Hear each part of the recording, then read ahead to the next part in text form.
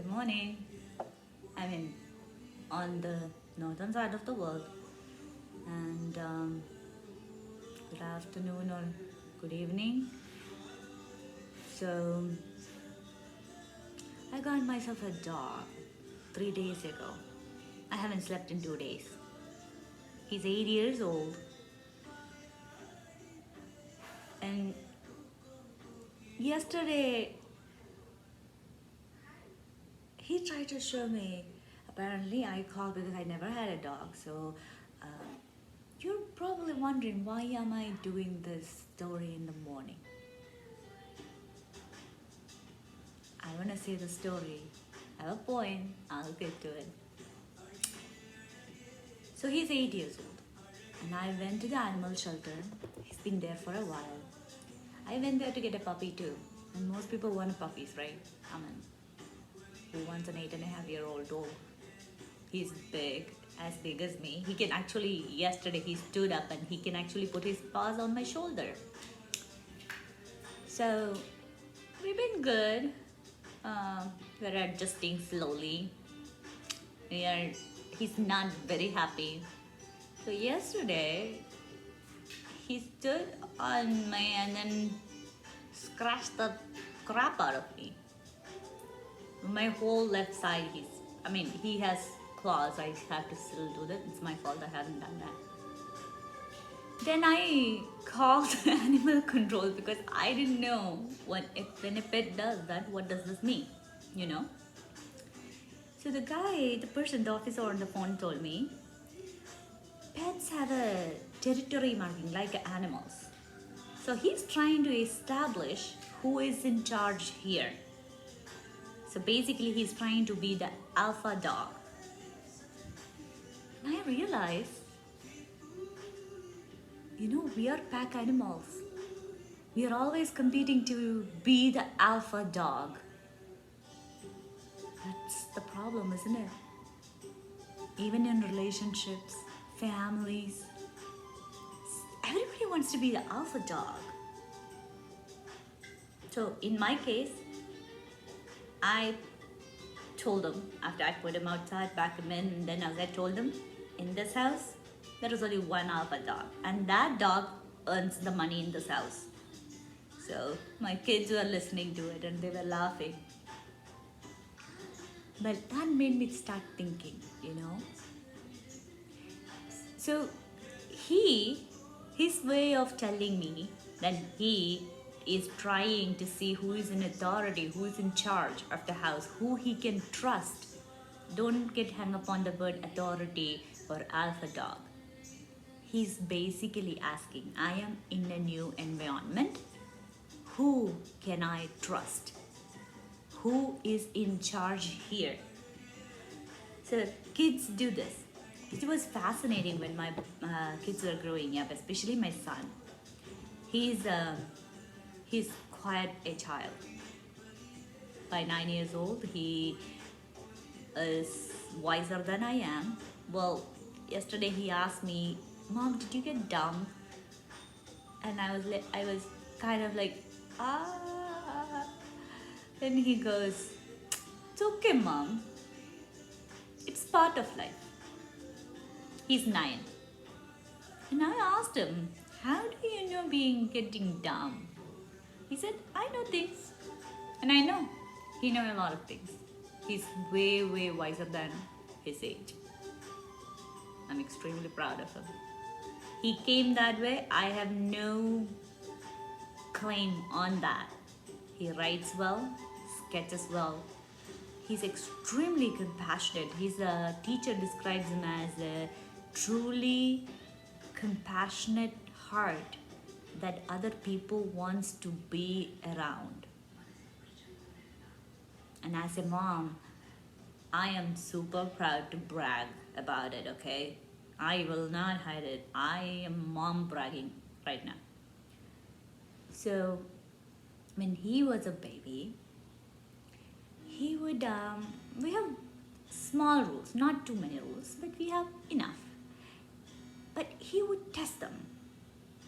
I mean, Initially, I could not stop smiling. Okay, we lived in an apartment that is enclosed completely, so that means even the hallways are covered, all the exits are covered, and there is alarms and all those things.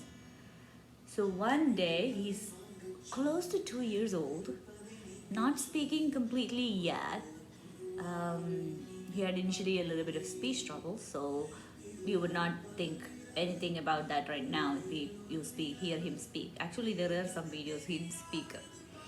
So one day I somehow disagreed with him. He dragged a suitcase that is twice the size of him and told me he's leaving.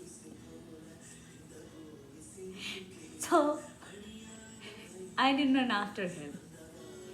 So I opened the door. I mean, we used to keep the door open, and then he opened the door. He got out.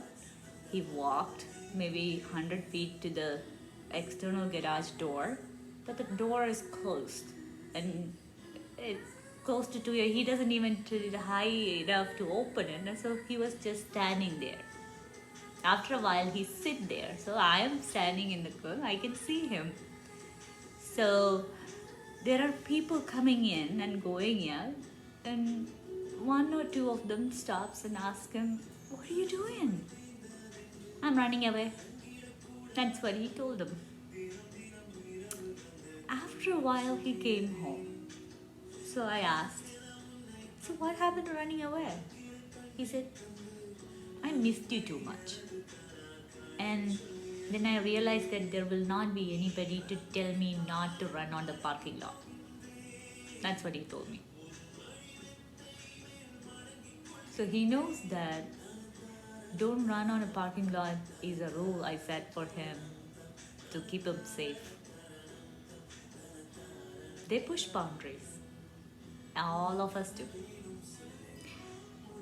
My doctors get a field day about this. So one of the doctors I saw once said, "You are a rule breaker." And I'm like, "Thank you, doc. I feel so much better right now. I paid you like $120 for this." What he said stuck with me.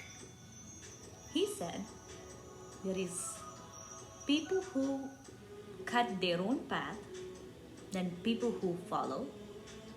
There are leaders, there are followers, there is in the middle. Think of it as a bell curve. People here are the daring adventurers, the ones that initially explored the earth and never came back and then found a way for other people.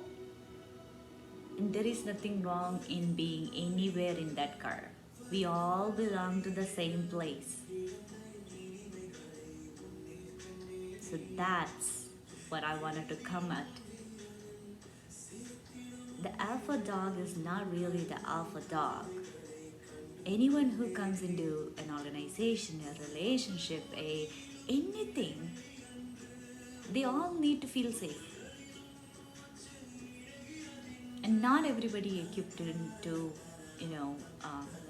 but all these times, including kids, I'm not giving parenting lessons seriously. Or relationship advice, not qualified for that. Um, like I said, my 9-year-old asked me if I got dumped. So, but the thing is, all of us are asking the question, who can I trust? Can I trust you? Are you going to keep me safe? By asking that, we are not putting our responsibility on them, but we are trying to find out the boundaries, the rules, which keeps us safe. We need them, especially in this time of the virus, right? Stay home. Yeah, it's hard, and some people I have heard them ask, "Who are you to tell me to stay home?" Dude, it's not just for you. It's for the millions out there, and there are doctors, cashiers, other people that is out there, even people who deliver food, risking their lives. So stay home. You're lucky if you can.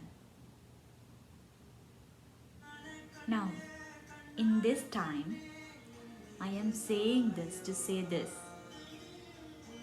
We have all chosen our alpha dogs. We have always chosen who to trust in a situation like this. Listen to them. This is not the time to challenge. Let's challenge after the crisis is over. This is not the time where we discuss what went wrong, this and that. This is the time to fix and help. Yesterday I called my mom. My mom and dad lives in Kerala. So she said they are cooking food and giving it to the street dogs in Trivandrum. I was so happy to hear that. Usually these street dogs, they get leftovers from restaurants and now that everything is closed, they are hungry. They would die if nobody. But people are sharing the food they cook with them. Isn't that a story of good kindness and compassion? Let's do that.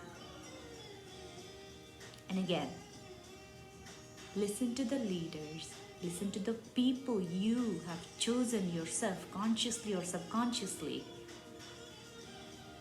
to trust, to set the rules, to keep you safe. I guarantee you, there are people in this world who's gonna benefit from this, who's looking at it as an opportunity. But most people are not. They are genuinely trying to help. Please, listen. You have made the choice. Somewhere along your life, you have made the choice. Nobody has forced it on you, because no matter who you are, nothing can be forced on you. Even a gun on your head, you can choose. You have one choice left. You can die with a smile on your face, or you can die crying and begging. You're gonna die anyway. I would rather die smiling on my terms. At this point, that gun on your head is a constraint, and it happened. So I hope you all stay safe. And I am so sorry. Yesterday, somebody told me that I preach 90% of the time. Please don't think so. I talk like I talk to friends. I mean, you're all my friends. I may not know you personally, but if I sit next to you, I will make you a cup of tea, and this is exactly how I will talk to you. And you probably say, shut up, talking like a cookie talk. But this is the time we listen, all of us. There is a reason we have people, no matter how much we think that they're not qualified, there is a reason. Every person has a value, and there is a reason they are there. And there is a reason they are talking about it. It's time for us to listen. So, northern side, have a wonderful day. Southern side, my goodness, I forgot that. The rest of the wherever sun is not shining, oh my God.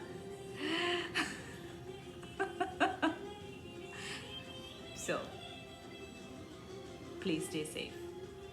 Keep your family safe. Keep your neighbors safe.